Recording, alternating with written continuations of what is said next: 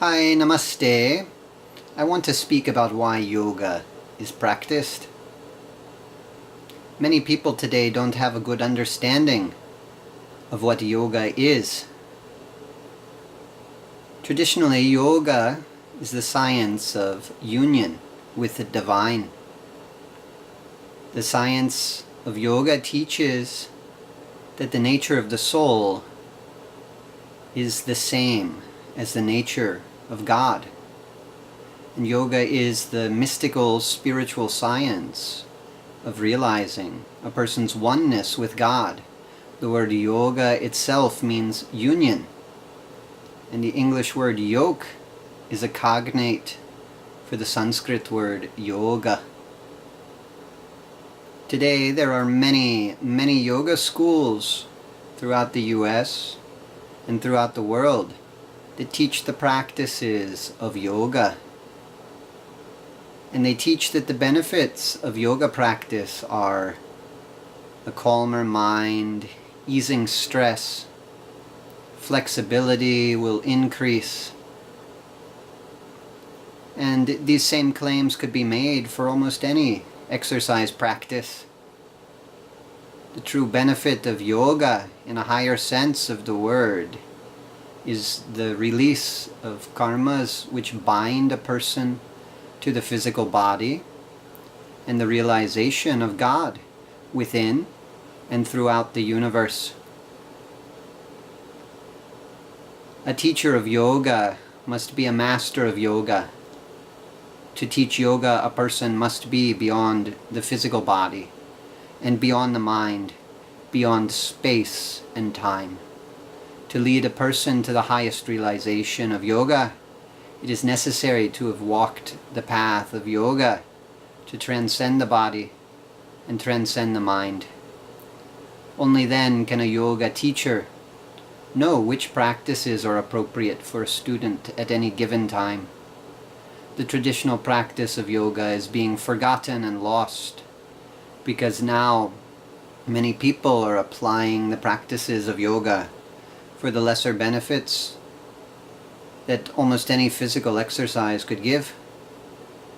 The yoga asanas, the yoga poses, are very good form of exercise. They're good for healing many conditions.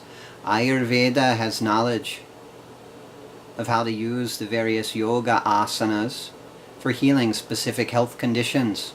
But even this knowledge many yoga teachers do not have, because to properly understand how to apply the practices of yoga for healing requires many years of study, maybe 5 years, maybe 10 years.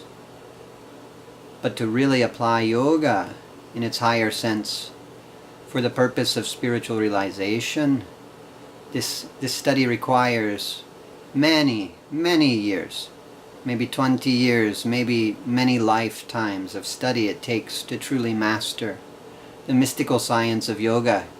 There are many yoga acharyas, teachers of the asana. They've learned how to do the physical techniques, and they can teach a person to properly do the physical techniques. But there are very few masters of yoga who understand the process of transcending the body and transcending the feelings in the mind and the thoughts in the mind, so that the direct experience of the divine can be attained by a student.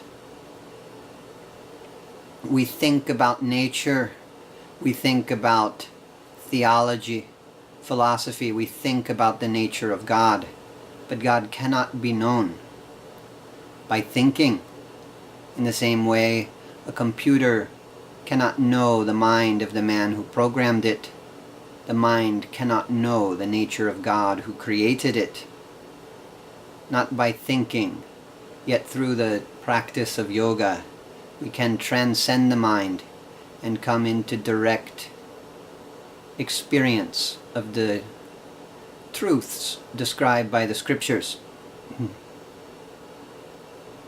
For the practitioner of yoga, the siddhis of yoga quickly come in practice. The mystical powers talked about in the Yoga Sutras, the power to walk around invisible, the power to levitate and to be as light, as air, the power to become small as an atom or as large as the universe. These and many more siddhis, the power to be in two places at one time. These and many more siddhis quickly come for the person who is practicing yoga under the guidance of a master of yoga.